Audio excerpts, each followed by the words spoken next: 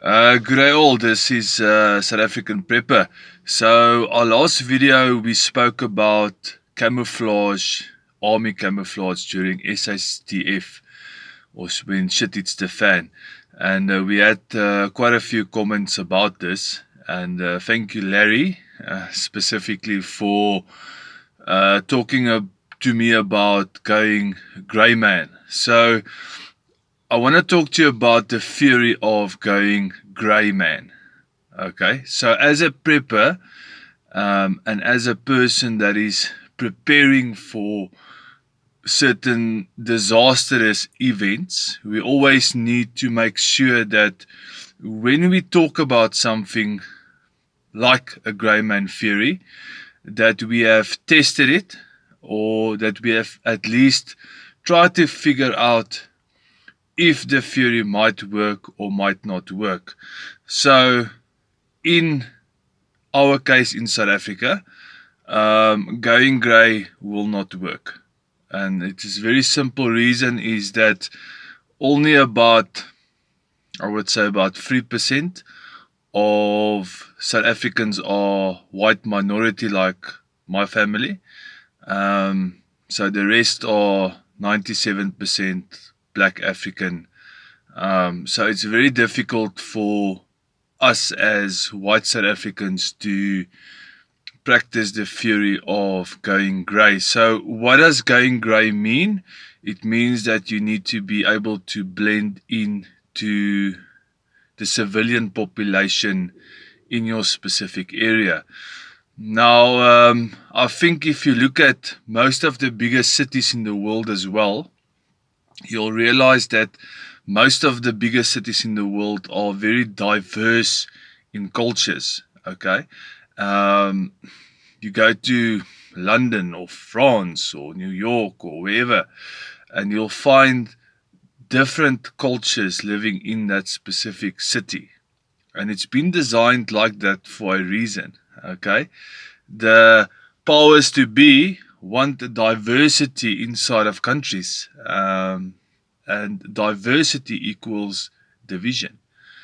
Okay, so I'm not sure where you live, Larry, but the fact remains is that whenever you have a preparedness theory, you need to see if it can actually work within your area. So being prepared is about critical thinking. It's about analyzing what's going on in your surroundings and to see if a specific theory will work or not work. Now, this reminds me of the guy in Bosnia. There was a big hype about him a couple of years ago within the preparedness community in North America, where they did a whole lot of interviews with him over the radio and over the internet. And one thing that I can remember of this guy living in Bosnia is that he said that they would at night, under the cover of darkness, they would then be able to move around to go and look for whatever they needed or whatever was short within their house at that stage. So Bosnia was besieged for, I think, almost 1 year. So this guy would tell you that they would normally move around during the night or in small alleyways because of the gangsters within the city that had hunting rifles, and they used to snipe people from the top of the building. So uh, going grey in Bosnia at that stage, I wouldn't think that would have worked, because the other thing that you need to take into consideration when going grey is that if you're going to be fitting in to a, let's say, a group or people moving around, you have to ask yourself the question is, do you know what the objective of these people around you are? Do you really want to be associating with them? Because you might make the mistake of going grey and blending in, and then you'll be blending in with, let's say, a gangster group, okay, that's possibly got opposition. So yes, going grey might work in certain parts of the world. I think in many parts of the biggest cities around the world, it cannot work because if you put a Caucasian male next to a Chinese male, okay, you can see the difference. If you put in a Texian male next to a African American, you'll clearly see the difference. And it's exactly the same in South Africa. If you put myself next to 10 other African males, a 4-year-old could actually tell you which one is different. So again, theory you need to test, and this is what preparedness means. You need to be able to assess if that specific strategy will work for you or not. And then the second part of this video, I want to quickly talk to you about the Russian war. I've said this before, that it's extremely difficult to get true information that's reliable.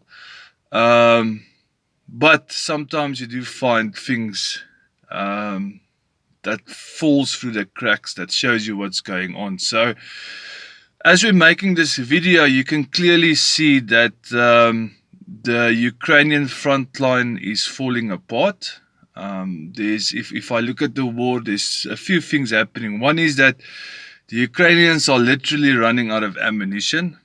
I've seen articles about them complaining that they don't have enough ammo, and they're literally running out of soldiers, men, lives, bodies. They're running out of soldiers.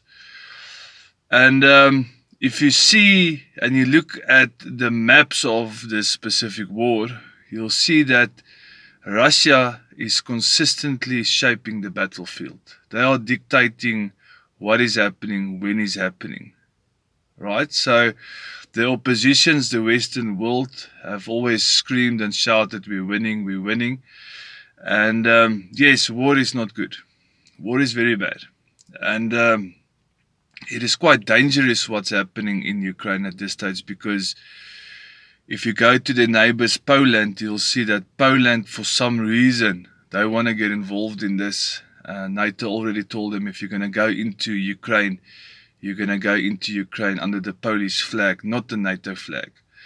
And as soon as you have a whole different lot of countries sending in soldiers under their own flag, it obviously then becomes a world war. So there's a lot of dangers in this war. I do believe that Russia will totally destroy Ukraine, and it's very sad for the average normal Ukrainian, because they are being pushed into a situation by both the Ukrainian government and the Russian government, which is not fair. It's not nice, it's not a good situation, but the fact remains is that there's going to be nothing left of Ukraine in the next year or so.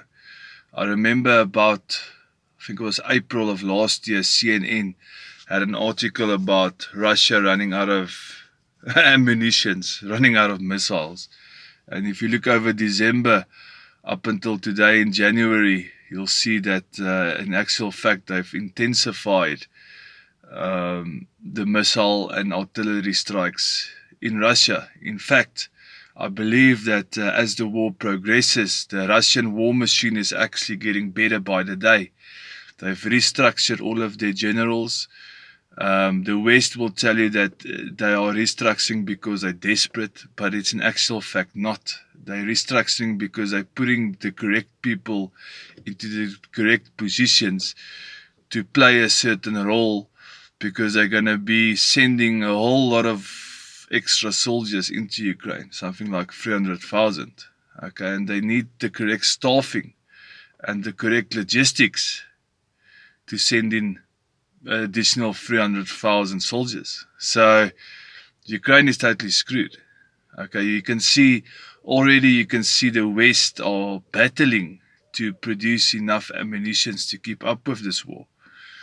While on the Russian side, they've kick-started the industrial complex again, and they've got massive factories. And I believe that as we're speaking here, they are building and producing the ammunition that they need. I don't think they're going to be running out. I think before Russia runs out of any ammunition, Ukraine will run out of soldiers and ammunition. And that's a sad part. So, yeah, guys, keep on preparing. Take the theories that you've got in your head and test it, because you can't test theories in a shit hits the fan scenario. You'll die. You'll literally die. That's why I say that the grey man theory for us in South Africa won't work. Maybe it'll work for you wherever you are. Maybe you are fortunate. It reminds me, many years ago we went to Texas. And when we left Texas, the Texian guy said to me, there's only one difference between yourself and us as Texians, and that is the language, because we pretty much are the same. We're farmers, we ate steak, we drank beer, so pretty much the same. So in a place like Texas, it might work for you, but in South Africa, going grey will not work. This is South African Prepper. Guys, please like, share and subscribe, and God bless.